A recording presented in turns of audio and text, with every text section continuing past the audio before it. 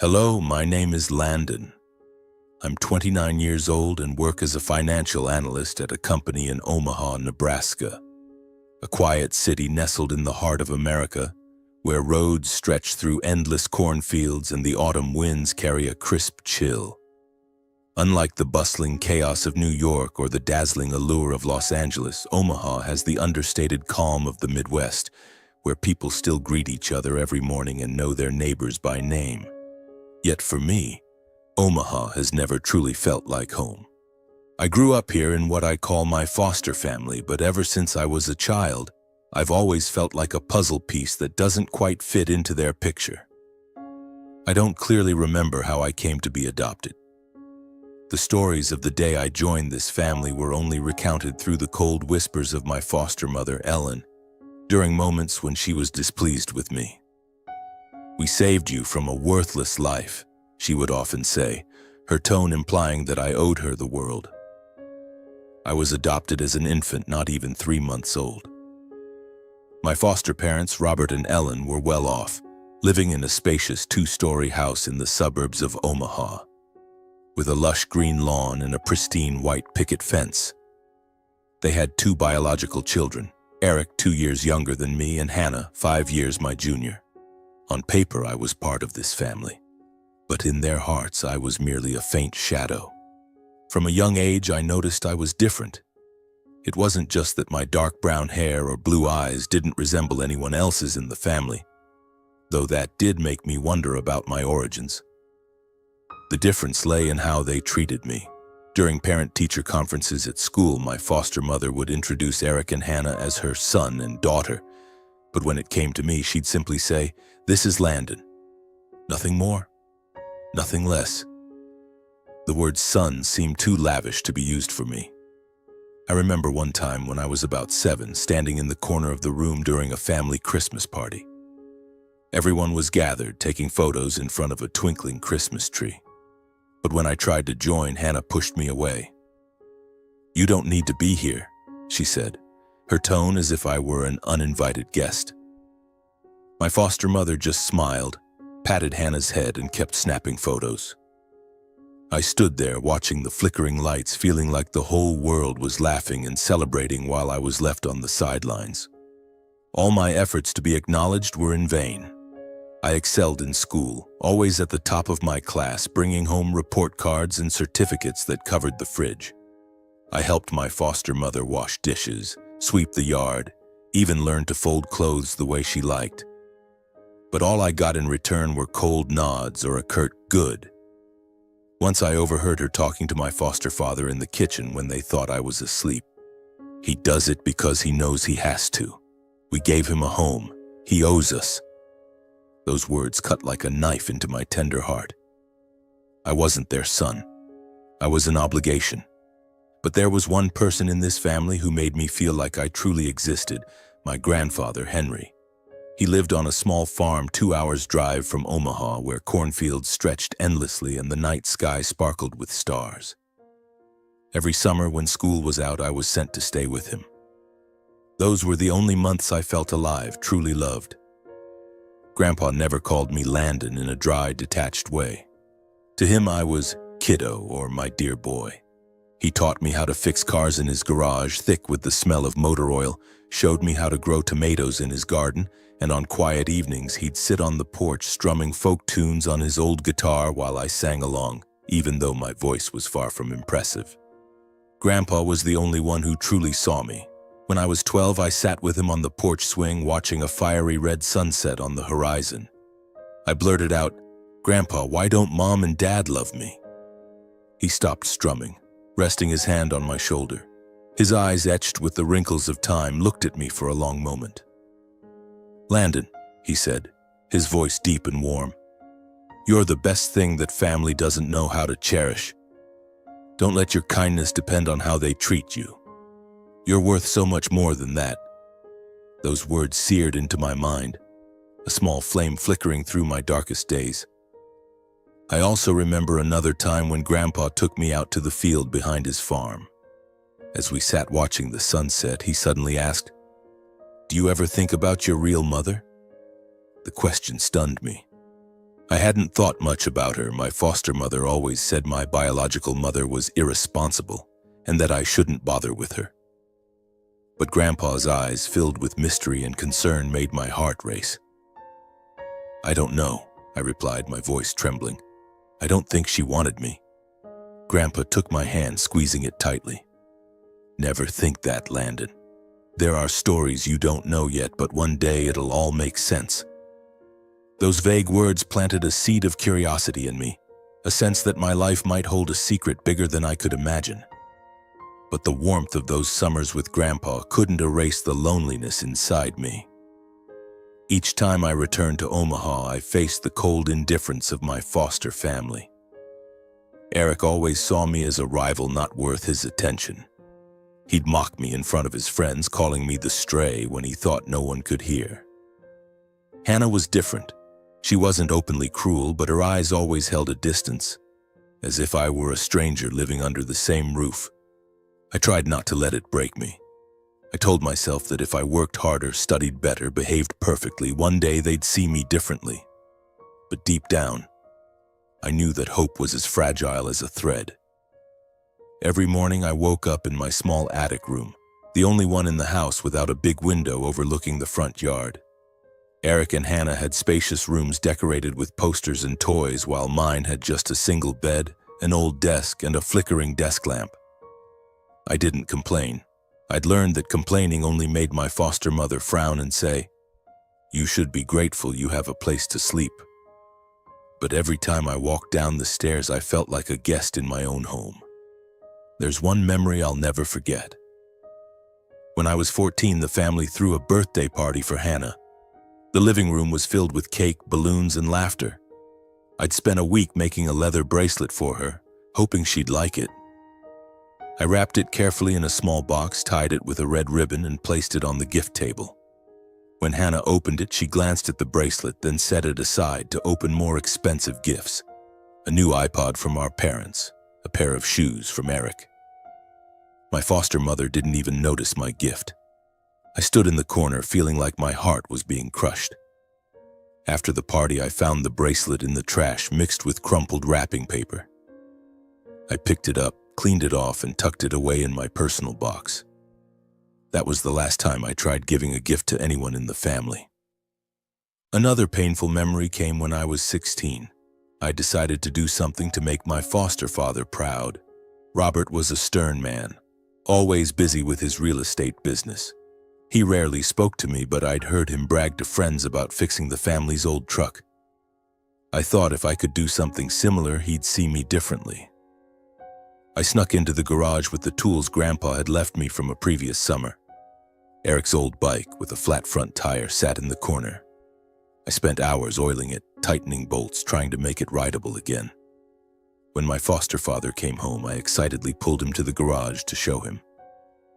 But he just glanced at it and said, "Don't touch Eric's stuff. It's not yours." I stood there, frozen, feeling like the blood in my veins had stopped flowing. I wanted to explain that I was just trying to help, but the words stuck in my throat. I went back to my room, shut the door, and cried alone.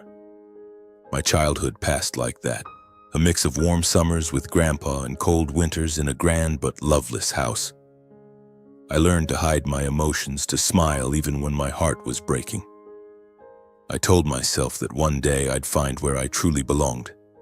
But back then, I didn't know that journey would lead me to truths more painful than anything I'd ever experienced. As I turned 18, the opportunity to leave Omaha came like an escape hatch. I received a full scholarship to the University of Nebraska-Lincoln, just over an hour's drive from home.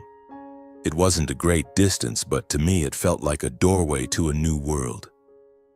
On the day I packed my bags, my foster mother, Ellen, stood at my bedroom door, arms crossed, her eyes as cold as ever. "Take care of yourself," she said, her voice flat, like she was addressing a tenant.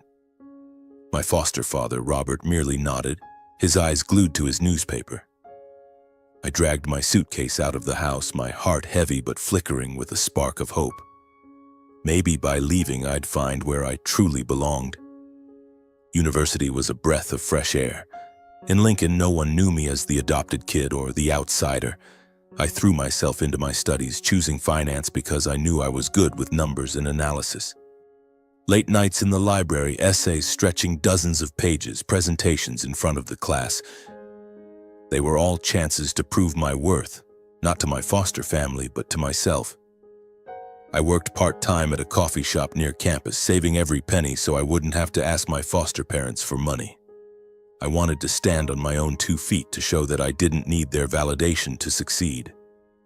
But no matter how hard I tried, the feeling of being adrift clung to me. Lying in my dorm bed at night, listening to my roommates snoring, I often thought about my family. I wondered if they ever thought of me, if they were ever proud of how far I'd come.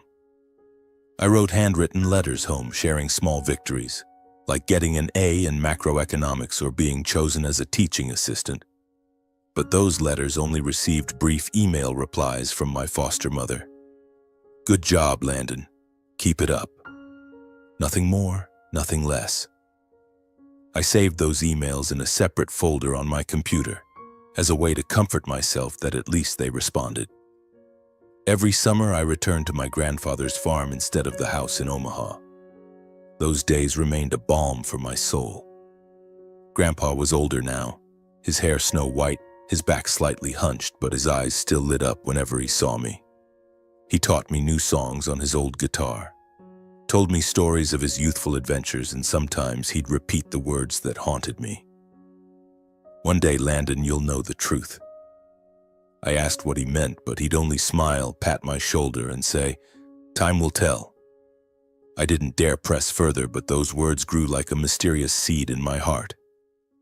In my final year of college, I graduated with honors, top of my finance class. At the commencement ceremony, I stood on stage, accepting my diploma with a radiant smile, but inside I felt hollow. I had sent invitations to my foster parents, even called them directly to invite them. "We're very busy, Landon," my foster mother said over the phone, her voice flat. "But congratulations."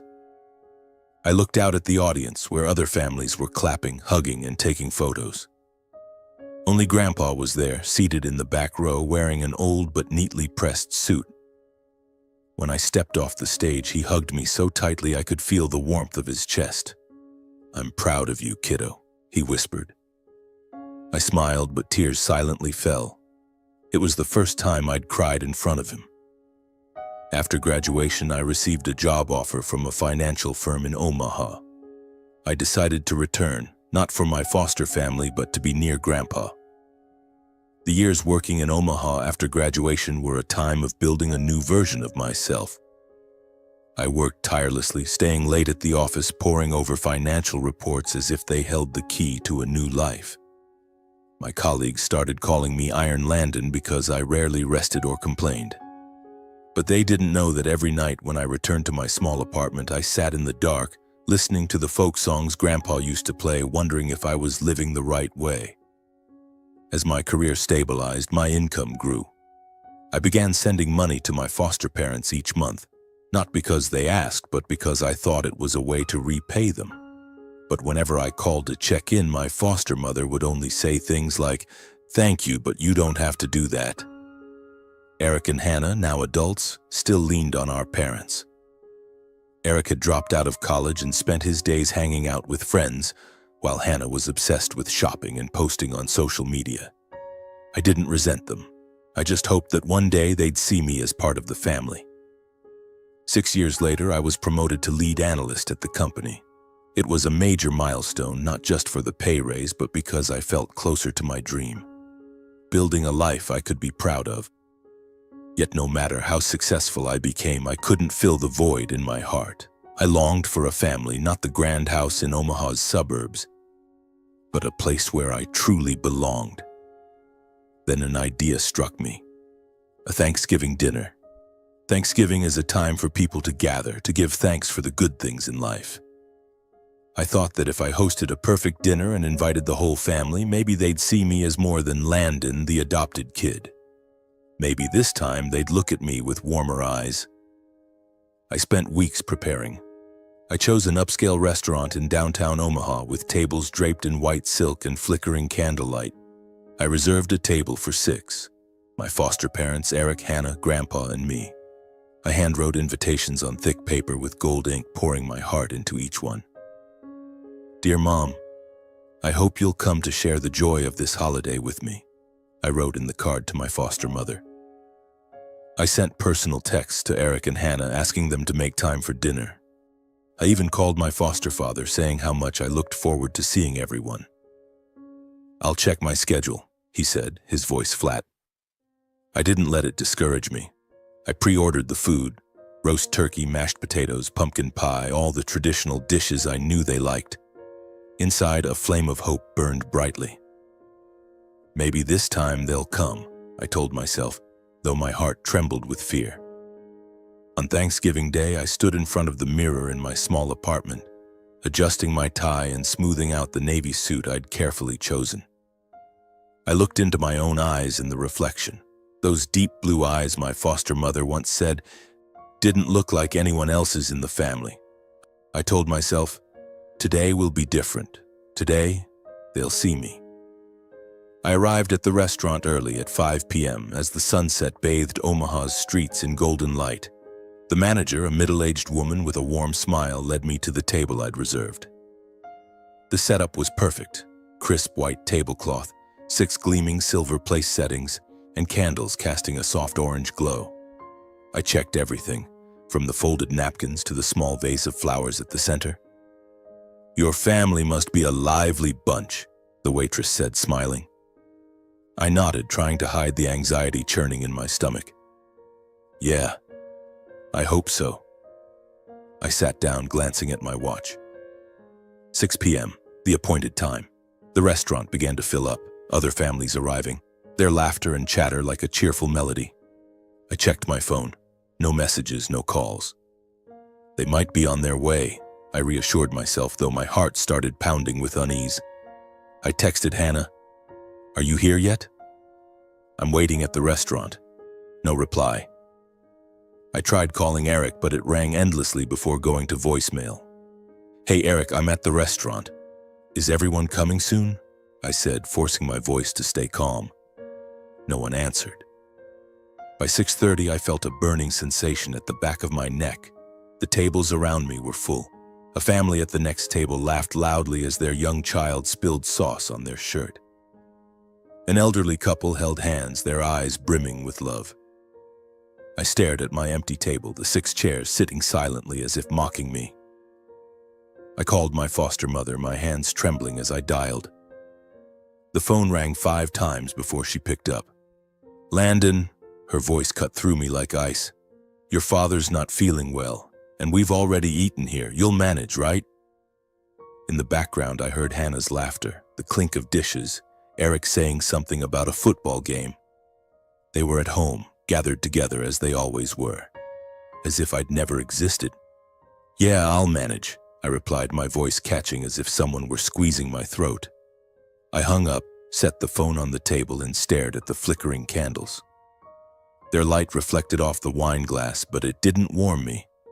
I felt like the whole world was laughing and celebrating, while I was left behind once again in the loneliness I'd spent years trying to escape. I called the waitress over and asked for a small portion of turkey and mashed potatoes. "Just you tonight?" she asked, her voice gentle but tinged with pity. I nodded, forcing a smile. "Yeah, just me." The food was placed before me, the aroma of roasted turkey and herbs making my stomach rumble, but every bite felt like it was stuck in my throat. I looked at the empty chair where my foster mother was supposed to sit, the ones for my foster father, Eric, and Hannah. I imagined them laughing at home, eating the dishes I'd chosen, but without me. Tears welled up, but I bit my lip hard, refusing to let them fall. I'd cried enough during my childhood. I told myself I was stronger than this, but the truth was I wasn't strong. I was just a 29-year-old man sitting alone in a fancy restaurant, trying to cling to a dream that had shattered long ago. I wondered what I'd done wrong. I'd studied hard, worked tirelessly, sent them money, planned this dinner with all my heart. So why didn't they choose me? I stared at the plate of turkey, now cold, and felt like I was eating my own pain. The waitress passed by, her eyes full of sympathy. "You okay?" she asked. I nodded, but I knew I wasn't. I'd never been okay. I reached for my phone, intending to call Grandpa. He was the one person I knew would never abandon me. But before I could dial, the restaurant door opened. A gust of cold autumn air rushed in, carrying the scent of fall. I looked up and my heart seemed to stop. Grandpa walked in wearing his old wool coat, his white hair glinting under the lights. He scanned the room, his eyes landing on me, and that familiar smile spread across his face. "Sorry I'm late, kiddo," he said, his voice as warm as those summer evenings at the farm. He sat down across from me, placing his frail hands on the table and grasping mine. His hands trembled slightly, but their warmth pulled me back from the edge of an abyss. "Grandpa," I whispered, my voice breaking. "I thought you weren't coming either." He shook his head, his eyes filled with love, but also a trace of indescribable sadness. "I'd never leave you alone, Landon, never." He squeezed my hand, and then his voice turned serious, as if he were about to say something more important than anything in my life. "Landon," he said, looking straight into my eyes, "have you ever wondered why I've always loved you more than anyone else?" His question hit me like a bolt of lightning, striking my chest. I stared at him, speechless, feeling like time had stopped. The candles on the table still flickered, but the world around me seemed to shrink, leaving just me and Grandpa. I knew this question wasn't simple. It carried a secret, a truth he'd kept hidden for years. "Why, Grandpa?" I asked, my voice trembling. He took a deep breath, as if summoning courage. He looked out the window where the streetlights glowed faintly in the night. "Landon," he began, his voice low and deliberate, "there are things I've wanted to tell you for a long time, but I waited for the right moment. And maybe that moment is now." He paused, his eyes returning to me, filled with determination. "You're not just my grandson. You're part of a story that both you and I have been caught up in." My heart pounded. I felt like I was standing before a door, and Grandpa held the key. "What story, Grandpa?" I asked, my voice barely a whisper. He didn't answer right away. Instead, he pulled an old yellowed envelope from his coat pocket and placed it on the table, sliding it toward me. "Open it, Landon," he said. "But before you do, promise me one thing. No matter how painful the truth is, you won't let it destroy who you are." I looked at the envelope, my hands shaking as I touched it. I didn't know what was inside, but I felt its weight. Not the weight of paper, but of the years I'd lived, of the questions I'd never dared to face. I looked at Grandpa, and in his eyes I saw both love and fear. "Grandpa," I said, my voice breaking, "I'm ready." Grandpa nodded slowly, his gaze piercing through me, as if he were looking back at years long gone that I had never known. The restaurant around us buzzed with laughter and conversation, but for me, the world had narrowed to just me, Grandpa, and the weathered envelope on the table. I took a deep breath, trying to stay calm, but my heart pounded as if it might burst. I opened the envelope carefully, as if it were something fragile. Inside was a faded photograph, a handwritten letter, and a business card. I picked up the photo first. It showed a young woman with blonde hair and blue eyes identical to mine. She was smiling, but her smile carried an indescribable sadness. I looked at Grandpa, my brows furrowing. "Who is this, Grandpa?" He took a long breath, as if gathering the courage to tell a story he'd kept buried for too long. "Landon," he began, his voice low and deliberate, "the woman in that photo is your biological mother." I felt the blood in my veins stop flowing. I looked back at the photo, my hands trembling. My biological mother? I'd heard my foster mother, Ellen, mention her a few times, but always with a tone of contempt, as if she were an irresponsible woman who'd abandoned me. But the face in this photo didn't look like that kind of person. She looked fragile, like someone carrying a world of pain. "You need to know the truth," Grandpa continued, his voice heavy.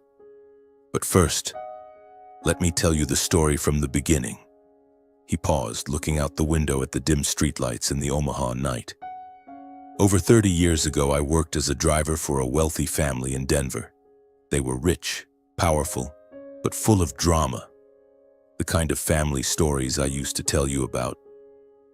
The woman in the photo, her name was Clara, was the eldest daughter of that family. A bright, beautiful heiress, but her heart belonged to a man her family didn't approve of. I listened, feeling like I was falling into a story that didn't belong to me. Grandpa explained that Clara had fallen in love with a poor man, a wandering musician named David. He had a charming smile and big dreams, but Clara's family saw him as a gold digger. When Clara became pregnant, her family was furious. They disowned her, cut off all contact, leaving her alone with a baby on the way. David, the man Clara had put all her trust in, abandoned her too when he realized he couldn't gain anything from her wealthy family. Clara was left in despair, homeless, without family, with only an unborn child. Me. Clara came to me in her darkest days, Grandpa said, his eyes clouding as if reliving the memory. She'd been kicked out by her parents, living in a rundown apartment on the outskirts of Denver, working part-time at a coffee shop to survive. I'd stop by to check on her after work, and we grew close. She told me about her dreams, about wanting to give her child a better life, but she knew she couldn't do it, not then. He paused, his voice catching. When you were born, Clara begged me for help. She said she needed time to rebuild her life, to become a mother worthy of you. She asked me to take you in. My chest felt heavy. I looked at the photo, trying to picture this woman, my mother, in those lonely, painful days. So, what did you do? I asked, my voice barely a whisper. Grandpa lowered his head, his hands clenching together. At the time, my son, your foster father, Robert, and Ellen had been married for a few years but hadn't had children. I convinced them to adopt you. I thought it was the best way to give you a home, a family. I was wrong. He paused, his eyes filled with regret. I didn't expect them to treat you the way they did. I thought they'd love you like their own, but every time I saw them push you away, it broke my heart. I looked back at the photo. I didn't know what to feel. Anger? Pity? Or just emptiness? What about my real mother? I asked, my voice faltering. Where did she go? Grandpa picked up the business card from the table and handed it to me. Clara is a successful woman now, he said. After leaving you, she left Denver, started over. She went to college, built a career, and now she's an entrepreneur in Seattle. She's been looking for you for over 10 years. Recently, she found me. She wants to meet you, Landon, but she's afraid of disrupting your life. She wants you to decide. I took the business card and read the name. Clara Thornton, CEO, Thornton Enterprises. An address in Seattle, a phone number. I turned the card over, feeling like I was holding a piece of myself. Then I opened the letter, recognizing the soft, slanting handwriting. Dear Landon, it began. I don't know if you'll ever want to hear from me, but I've never stopped thinking about you. I stopped, feeling like my breath was caught in my chest. I glanced at Grandpa, sitting across from me, his frail hands clasped tightly, his eyes a mix of worry and patience. I knew he was waiting, watching to see how I'd react to the truth just revealed. I took a deep breath and continued reading. I'm writing this letter hoping that one day you'll read it, though I'm not sure if you'll want to hear from me. I made the biggest mistake of my life leaving you, but please believe it wasn't because I didn't love you. You were my light, the only thing that kept me going in my darkest days. When I was pregnant with you, I was just a young girl, disowned by my family, abandoned by the man I loved. I had nothing but my love for you, but I knew I couldn't give you the life you deserved. Henry, your grandfather, was the only one who didn't turn his back on me. He promised to take care of you, and I trusted him. I left, not because I wanted to forget you, but because I wanted to become a mother you could be proud of.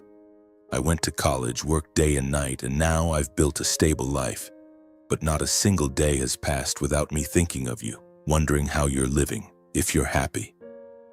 I've been searching for you for over 10 years, but every time I think about meeting you, I'm afraid. Afraid you'll resent me, afraid I'll disrupt your life. If you're reading this letter, I only ask for a chance to explain, to say the apology I've held in my heart for 29 years. I don't expect you to forgive me right away, but I hope one day you'll understand. I love you, Landon. I always have. Your mother, Clara Thornton. I folded the letter, tears silently streaming down my cheeks. I didn't know why I was crying. For Clara's pain, for the years I grew up in the cold indifference of my foster family, or for the feeling of having found a piece of myself yet fearing it might break me. I looked at the photo in my hand, Clara's face, her blue eyes so much like mine. I tried to imagine her in those days, a young woman alone holding me on her last night before entrusting me to Grandpa. I didn't know what to feel, anger, pity, or just an indescribable void. Grandpa, I said, my voice choked, what do I do now? I placed the letter on the table, looking at him, searching for an answer, a direction. Should I meet her, or forget this and keep living as if I never knew? Grandpa took my hand, his trembling but warm. Landon, he said, his voice low and gentle, I can't decide for you. This truth belongs to you, and only you know what your heart is telling you. I just want you to remember one thing. No matter how difficult the path you choose, you're never alone. I'll always be here. And Clara, she's waiting for you too. I looked into his eyes, seeing the sincerity and love he'd given me all these years. He wasn't just my grandfather. He was the one who kept his promise to Clara, who sheltered me when the world turned its back. I took a deep breath, feeling a decision forming in my heart. I want to meet her, I said, my voice steadier than I expected. I want to go to Seattle. I need to see what she's like now. And I need to hear her story from her own lips. Grandpa smiled, a smile of both pride and relief. Then do what feels right, kiddo. But before you go, is there anything else you want to do? Anything you need to settle before stepping into this new chapter? I thought for a moment, then an idea sparked. I want to stop by my foster parents' house, I said, my voice low but resolute. I want to tell them about this. Not to argue or blame, but to let them know I've found a part of myself. I want them to understand that I'm no longer the adopted kid they can ignore. Grandpa nodded, a glint of resolve in his eyes. All right, Landon, I'll go with you. Whatever happens, I'll be there. We left the restaurant, my mind still reeling from Clara's letter. The Omaha night was cold, the wind sending a shiver through me, but Grandpa's presence beside me made me feel grounded. We climbed into his old pickup truck, the familiar smell of motor oil and wood reminding me of summers at the farm. You sure about this, Landon? He asked as he started the engine. Facing them won't be easy. I'm sure, I replied, though a part of me was still afraid. I didn't know how my foster parents would react, but I knew I needed to do this, not to prove anything, but to close one chapter of my life before opening the next. We drove through Omaha's familiar streets, past houses glowing with Thanksgiving lights, families gathered together. When we pulled up to the grand two-story house of my foster parents, my heart pounded. Light spilled from the living room, and I heard Hannah's laughter, Eric's lively chatter. They were still celebrating as if my dinner had never existed. I stepped out of the truck, Grandpa by my side. I knocked on the door, and when my foster mother, Ellen, opened it, her eyes flickered with surprise before settling back into their familiar coldness. Landon, she said, her voice flat. What brings you here so late? I need to talk, I said, trying to keep my voice steady. To everyone. She hesitated but opened the door wider. I stepped inside, Grandpa following, and saw my foster father, Robert, in his armchair. Eric and Hannah eating pumpkin pie on the sofa. They looked at me, but no one stood to greet me. What's this about, Landon? Robert asked, his tone slightly irritated, as if I were an inconvenience. I took a deep breath, feeling Grandpa's hand rest lightly on my shoulder. I just learned the truth about my biological mother, I said, my voice firm but tinged with emotion. She's alive, and I'm going to Seattle to meet her.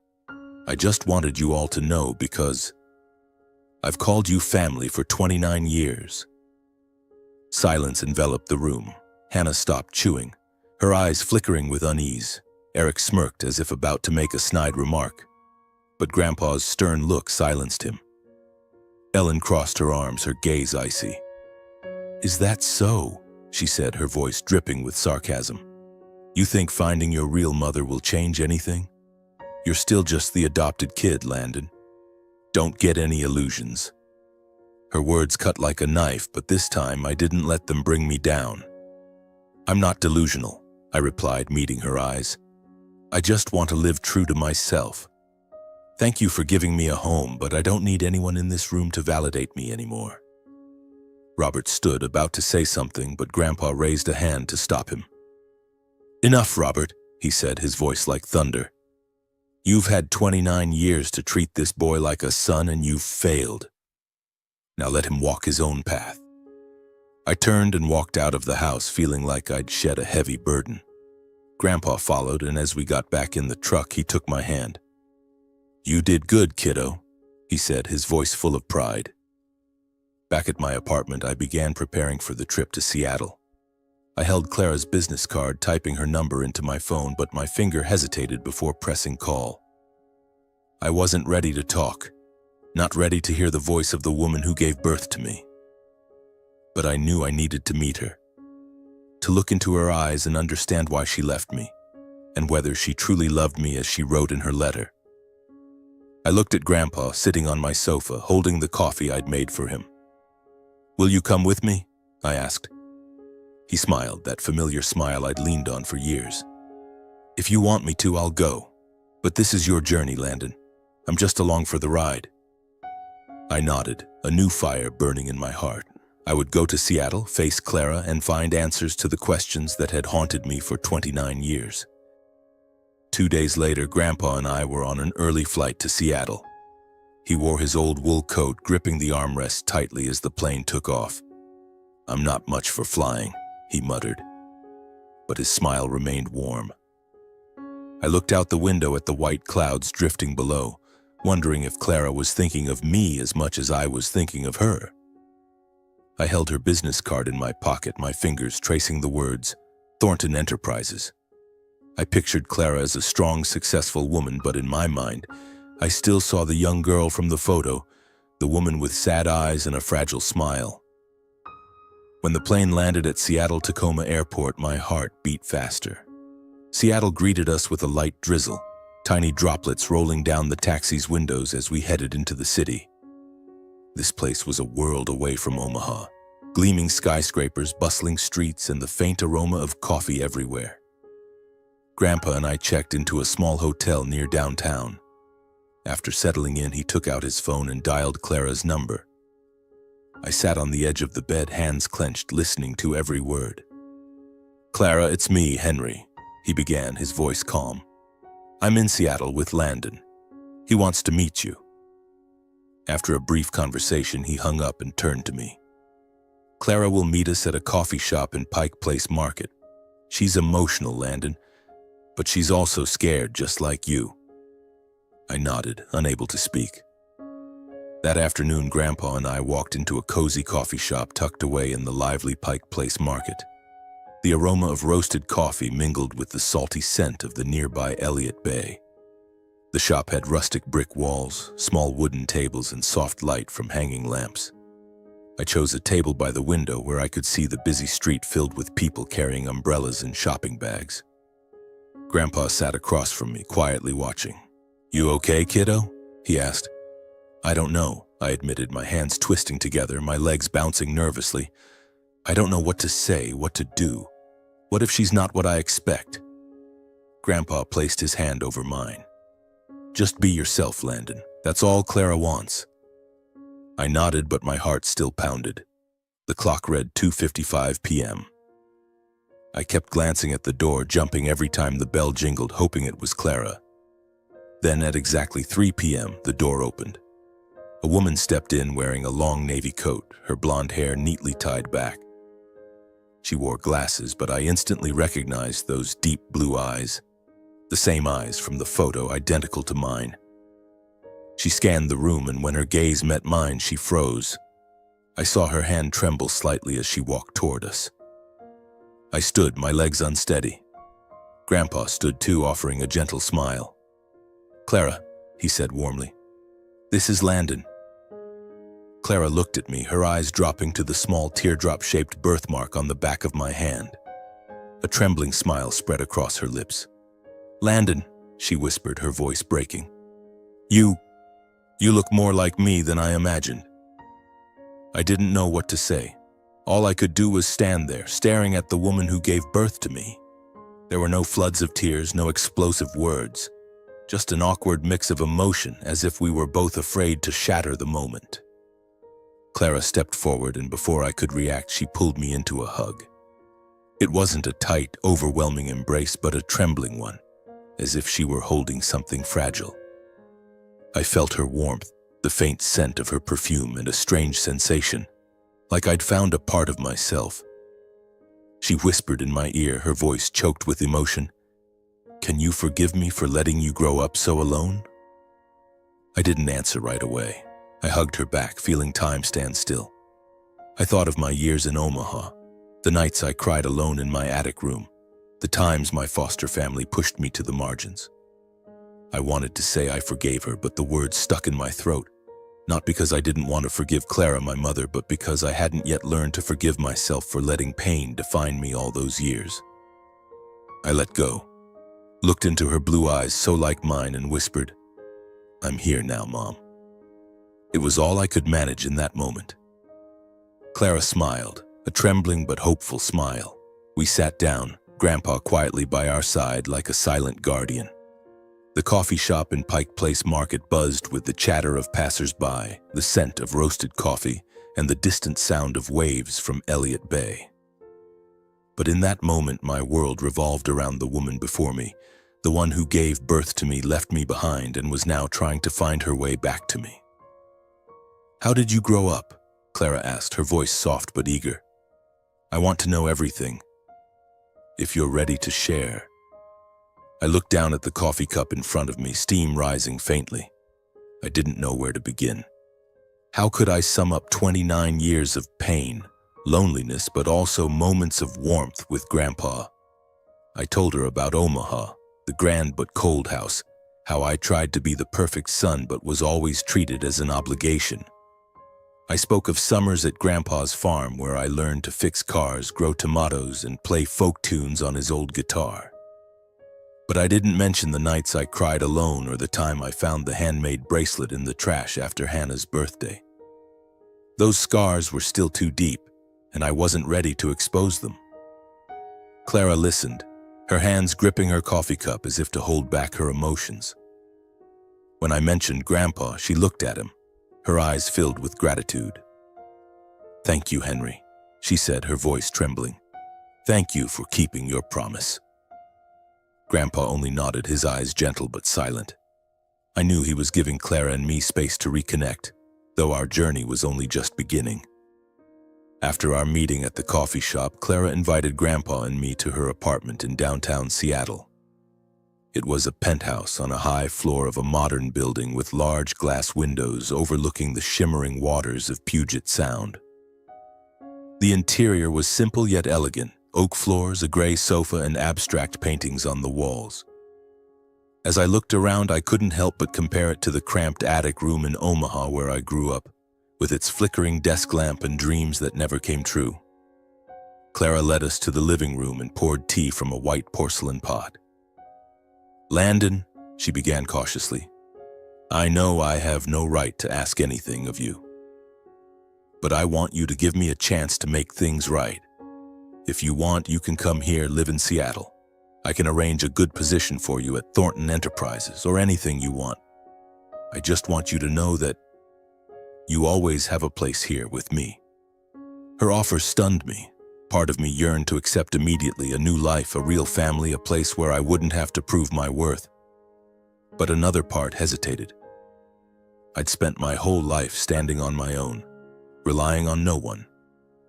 Accepting Clara's help, even as my mother, felt like giving up something, maybe my pride, or the fear of being abandoned again. I looked at Grandpa, seeking guidance in his eyes. He gave a gentle smile as if he understood the storm inside me. "What do you think, Landon?" he asked. I took a deep breath, trying to sort through my tangled thoughts. "Thank you, Mom," I said, looking at Clara. "But I don't want to start with a position you've set up for me. If I work at Thornton Enterprises, I want to start from the bottom, like any other employee. I want to rise on my own, not because I'm your son, but because I deserve it." Clara looked at me, her eyes sparkling with a mix of surprise and pride. "You're more like me than I thought," she said, smiling. "All right, Landon, I respect your decision, but whatever you choose, I'll always be here." I nodded, feeling a weight lift off my shoulders. I wasn't just choosing a job, I was choosing how to live, how to define myself. And for the first time in my life, I felt I had the right to do so. A few days later, Clara and I convinced Grandpa to move to Seattle. "I'm getting old, Landon," he said, his voice teasing but his eyes brightening at the suggestion. "But if you and Clara want a grumpy old man hanging around, I won't object." Clara laughed heartily, the first time I'd seen her laugh so freely. "Henry, there's always room for you in my home," she said. "And I think a small garden on the balcony would suit you perfectly." I smiled, picturing Grandpa in Clara's modern penthouse, tending to tomatoes like he did at the farm. The thought warmed my heart. Grandpa wasn't just the man who nurtured me through my lonely years. He was the bridge between Clara and me, the one who kept his promise to both of us. I decided to stay at the penthouse with Grandpa, at least for a while, to be close to him and to learn more about the mother I'd been separated from for 29 years. I applied to Thornton Enterprises and was hired for an entry-level financial analyst position. Not because Clara pulled strings, but because my resume stood out. On my first day, standing in front of the company's gleaming glass building, I felt like a schoolboy on his first day of class. But this time, I wasn't afraid of rejection. I had Clara, Grandpa, and most importantly, myself. The weeks that followed in Seattle were a journey both unfamiliar and miraculous. Clara and I started with small things: dinners together, conversations about our likes, music, and the dreams we'd once had. She told me about her college days, how she stayed up late studying, how she stood in front of the mirror and told herself she had to succeed so she could find me one day. I shared stories of summers with Grandpa, how he taught me to play the guitar and told tales of Denver that I now knew were tied to her. Grandpa adapted quickly to life in Seattle. One evening we sat together on the balcony looking out at the city lights. He played a familiar folk tune and Clara unexpectedly joined in, her voice soft but full of emotion. I watched them, feeling my heart slowly fill piece by piece. But healing wasn't easy. Some nights I lay awake thinking of my foster family in Omaha. I still felt pain recalling Ellen's cold words, Eric's dismissive smirks, or Hannah's indifference. I wondered if they ever thought of me, if they ever regretted pushing me out of their lives. But then I realized I no longer needed their answers. I had found where I belonged, not in a house, but in the hearts of Clara and Grandpa and within myself. Seattle had become a part of me, even in just a few short months. Every morning I woke up in my small rented apartment near Thornton Enterprises, listening to the waves lapping at Puget Sound and the faint aroma of coffee drifting up from the shop below. I was no longer the boy in the Omaha attic, desperately trying to please a family that didn't need me. I was Landon, 29 years old, a financial analyst building my life step by step with Clara and Grandpa by my side. But the past, no matter how hard I tried, lingered like a shadow, waiting for me to face it one last time. One evening, after finishing a lengthy report at the office, I sat at my small dining table, took out a blank sheet of paper and a pen, and decided to write a letter to my foster family. Not to blame or demand recognition, but to close the most painful chapter of my life. I wanted them to know I'd found happiness, that I was no longer the abandoned adopted child they were used to. Dear Mom, Dad, Eric, and Hannah, I hope you're all doing well. It's been a few months since we last saw each other, and I think it's time I shared a few things. I've found my biological mother, and I'm now living in Seattle, starting a new life. I'm not writing this to blame or resent anyone. I just want to thank you for the years you gave me a roof over my head, even if it never truly felt like home. I've learned that family isn't just the people you live with. It's the ones who choose to love and cherish you. I found that here with my mother and grandpa. I don't expect you to change or feel regret. I only hope you live well as I'm trying to do. Wishing you all the best, Landon. I folded the letter, slipped it into an envelope, and mailed it the next morning. As the envelope left my hands at the post office, I felt a weight lift. I didn't need them to respond or apologize. That letter was my way of saying goodbye to the past, to the years I spent trying to belong somewhere that wasn't meant for me. 4 months later, I received a text from Hannah. It came unexpectedly while I was having lunch with a colleague at Thornton Enterprises. The message was brief, but Hannah's tone was different from her usual indifference. Landon, Mom and Dad are struggling. Eric blew all their savings on gambling. Can you help? I stared at the text, feeling a cold gust from Omaha sweep through me. I wasn't surprised to hear Eric was still living recklessly. He'd always spent money like water, leaning on our foster parents without considering the consequences. Hannah wasn't much different, with her designer bags and lavish trips funded by them. But this time I didn't feel obligated to help. I'd sent them money for years only to receive coldness in return. Now I had a new life, a new family, and I didn't want to be pulled back into that old darkness. I showed the text to Grandpa. He was on the balcony watering the tomato plants he'd grown. He read it, shook his head, his eyes stern. Landon, he said, his voice low but firm. You've done more than enough for them. They had their chance to treat you right and they didn't. Don't let them drag you back. You deserve to live your own life. I nodded, feeling the certainty in his words. A few weeks later, Grandpa told me he'd called my foster father, Robert, and made it clear I was no longer responsible for them. I told them they have to face the consequences of what they've sown, he said, his eyes glinting with resolve. They can't use you anymore. I didn't ask for details, but I knew Grandpa had done what was necessary. My foster family, with their extravagant lifestyle and Eric and Hannah's irresponsibility, was facing financial ruin. But this time, I didn't feel guilty. I'd given them enough time, enough chances. It was time to focus on my own life. That fall, I hosted a small party at Clara's penthouse to celebrate my 30th birthday. Unlike the lonely Thanksgiving dinner in Omaha this time, the table was filled with laughter and warmth. Clara stood in the kitchen carefully arranging a pumpkin pie, my favorite from the farm days. Grandpa sat in an armchair strumming a folk tune on his old guitar, his eyes sparkling with joy. A few colleagues from Thornton Enterprises joined us. People who'd become friends, who valued me for who I was, not because I was Clara's son. I stood in the middle of the room watching everyone talk and laugh, feeling my heart swell. Clara approached, placing a hand on my shoulder. "Happy birthday, son," she said softly. It was the first time I'd heard son from a mother without feeling pain. I smiled, hugged her, and whispered, "Thank you, Mom, for finding me." As the party ended, I stood on the balcony looking out at Seattle's twinkling lights. Grandpa joined me, standing by my side. "How do you feel, kiddo?" he asked. "Free," I replied, my voice steady. "For the first time in my life, I know where I belong."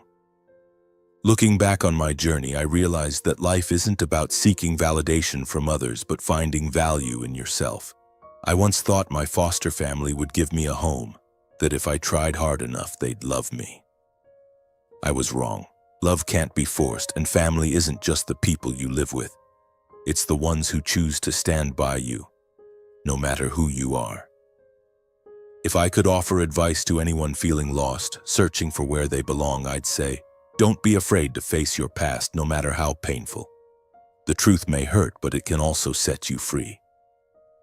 Trust in your own worth and seek out those who value you for who you are, not what you do for them. Most importantly, forgive not just others, but yourself, for being strong enough to weather the storms. My life is still unfolding, and I don't know what the future holds. Maybe I'll keep working at Thornton Enterprises, become a leader like Clara. or discover new dreams. Maybe one day I'll fully forgive Clara, my foster family, and the lonely years I endured. But for now, I know I'm no longer the abandoned child. I'm Landon, and I've found myself. This message isn't just for those who've been rejected, but for anyone searching for meaning in life. I've learned you don't need to be perfect to be loved, and you don't need to hold on to pain forever. Let go, move forward, and believe you're worthy of a place to call home.